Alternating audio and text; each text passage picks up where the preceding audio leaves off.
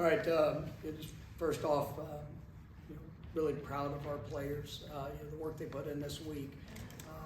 It's been an emotional week for us, and to start off, and I'm grateful. I thank God every day for the opportunity I get to be around these young men and the work that they pour in, the relationships that they're building. The investment to just try to be the best version of who they are, on and off the field. And it was a tough week. Coming off a big win.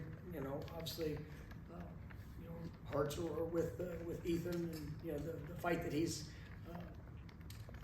going through. And it's a lot of emotions for our team. And but I thought our guys throughout this week and everything that we experienced. I thought they really truly came with a purpose and a passion to go get better, and that was the focus. Is that, man? I wanted to see their response. I wanted to put on film and to go compete as a team that's passionate to get better. And I thought they did that, and a lot of explosive plays. A lot of players. I think we were close to 90 players that got a chance to play today. And as I was challenging them throughout it, it didn't matter the player that went in, the standard and expectation and responsibility to this program we all have. And, I thought they did a really nice job. It was a dominant performance, and, offensively, defensively, I thought, the coaching staffs, both sides of the ball, special teams, I thought everybody did a wonderful job in preparing, because I wanted to see this team, go take a positive step. And they definitely did that, and just a great day and great performance overall. You'll really appreciate. I want to give out a shout out to our student section. They sold out today, and we had a great crowd, great energy. Early kickoff, but they came, and you felt them early in the contest. I tell you, marching Chiefs once again. So very impactful, and you continue to fuel off that energy that this great fan base brings. And so just grateful for all of our Florida State family that was here today, and it was a great atmosphere. And once again, it's good to take another positive step and to be sitting here 2-0. All right, first question will be Liam. Mike, you touched on the emotions of the week. You guys have the sweatbands on. We saw Earl Little bring the jersey out, and then Earl Pritchard was here, and I believe Tommy told us he broke the rock after the game. Can you just talk about that and how they kind of responded and played for Ethan? Yeah, it's. I try, but Ethan is one of my I've recruited him for years. Got a chance to watch him grow and just when he committed to Florida State, the way that he plays the game, it's a passion, energy. He loves it.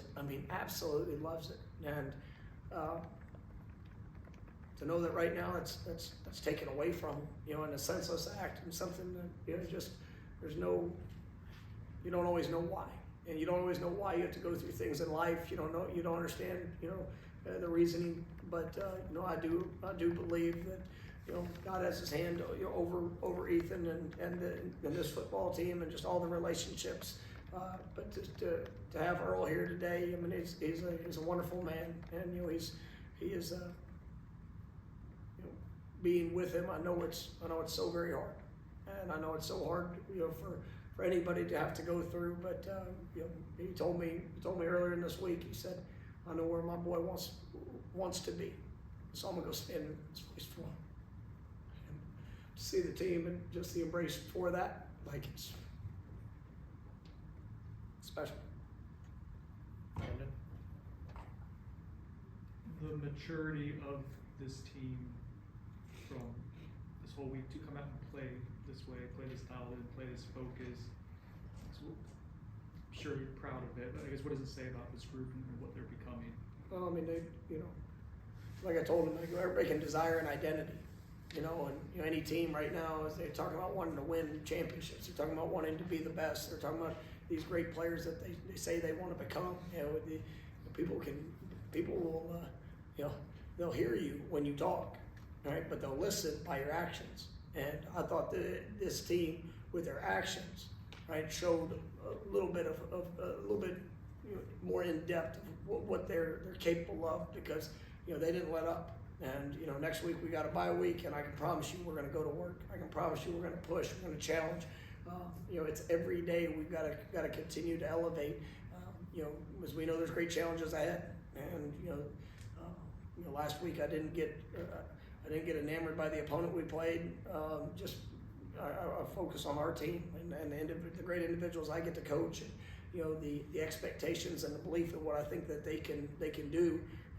And this team's embracing that. Now, tomorrow's a new day, and what we're willing to do with tomorrow will put us in a position, to take another step higher, or you give somebody else an opportunity. But I believe in what this team will do. Chris? You spoke on running the ballpark, 90 players out there today. How beneficial for some of those guys who don't get much experience usually was today? It's really good. I mean, and anytime you can play that many players, and for guys that, there's no substitute for experience. And, you see things and the way that it operates, the way that it, unfolds. There's some good plays and there are some bad plays. And you got to see some guys that really, rose to the occasion. And, we're going to be able to encourage and build off of that. And then there's some critical corrections that we're going to have to make and to help guys, you understand that, hey, it might not have looked like you wanted to, but if you're willing to pour in and go get better, then, we'll be one step closer. So it's good to be able to have that on-field experience. And, like I said, I thought Gus, Tony, JP, I mean, I thought they did a wonderful job in the planning. You see the assistant coaches. I mean, I thought they coached, throughout the game, challenging these guys to go be, what they can, and understanding that, every play will represent something special at this university. We'll go to Ira. This game offensively, Duke has the big first quarter, first big game. Gavin has a huge game.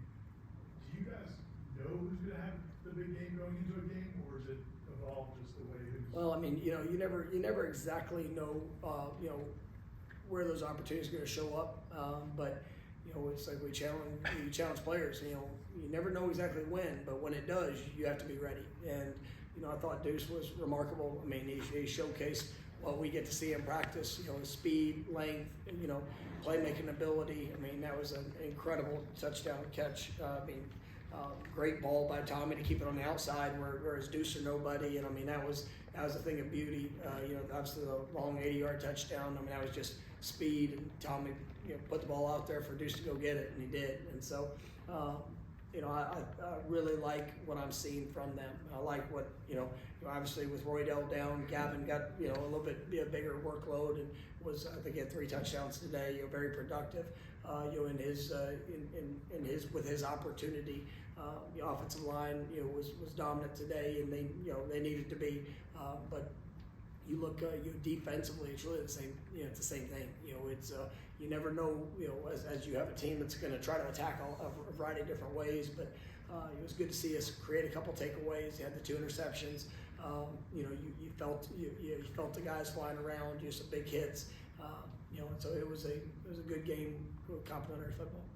Come back down for Brendan. It occurs to me like you're just looking at the stat line and the way the game kind of went through. Your best players, or your top players, your leaders, captains made big plays and pretty early and set the tone. Is that imagine exactly what you're looking for in terms of guys kind of setting the tone from a maturity standpoint? Yeah, I mean, and that was, challenging this morning. Obviously it's early kick. I want to see us start fast.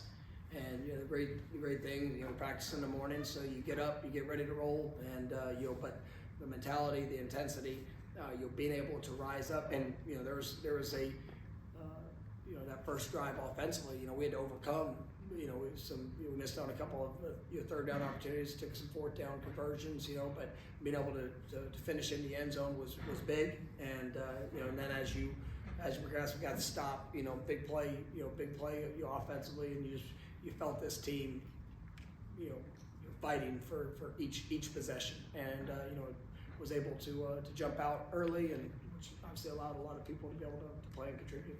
We'll go to Corey on your right. I had, a question about 2 true freshmen.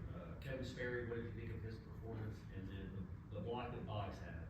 Not just the block he had, the way his teammates appreciated it on the sidelines and came over him more than they came over Salchuk to congratulate him on that block. What does that mean for you as a coach? No, that's what it's about. And I thought both those guys. I was glad to see Javen got the touchdown later. His first of what I believe will be many in his Florida State career. But I thought him and Kevin.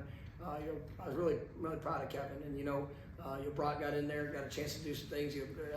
Brock's been he's been battling through some injury things throughout. But you're really pleased with the preparation that all those guys have really poured into it. And I think Kevin showed what I've said. I mean, he gets on the field, you don't feel like he's a freshman. He's very on the touchdown to Ooze. I mean, we knew he'd be a free runner with the blitzer, and he just calm, collect, threw a great ball out there for the touchdown.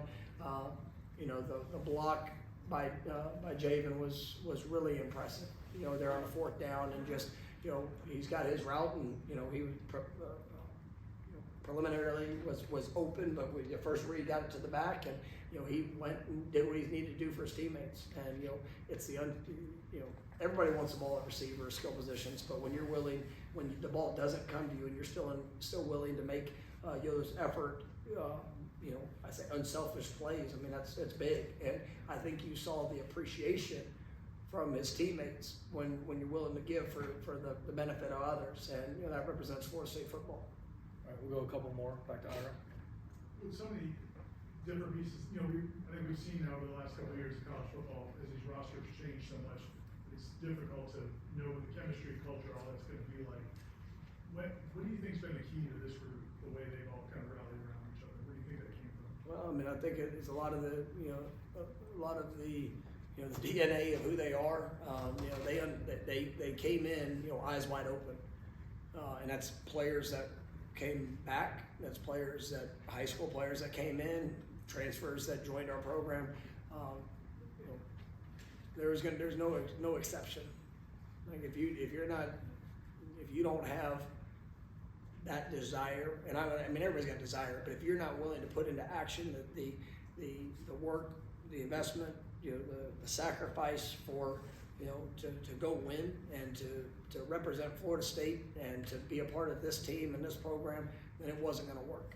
And I think we were able to find an incredible group of young men, and we have had a great group of young men that were here, part of the program that wanted to be the difference. Because let's be real. I mean, every player that was on our team had opportunities to go other places.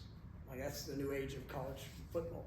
But the ones that knew the expectation, wanted to be a part of the difference, wanted to be guys that led as we push forward. I mean, they've done a remarkable job, and I think the newcomers, they are who I thought they would be, and they've bought into Florida State, and we're going to continue to challenge them for every bit of who they are. And we've seen this before. It's not like the first time that we've had this, but we were able to go and get the right guys, and they've done a wonderful job pouring into this program and their teammates. All right, we'll end with Brendan. I imagine you'll get more information later. Do you have any updates on Squirrel White and James Williams? Are those long-term injuries? I don't have that type of information right now, but I don't believe so. But obviously we'll see. All right, thank you, Coach. I think.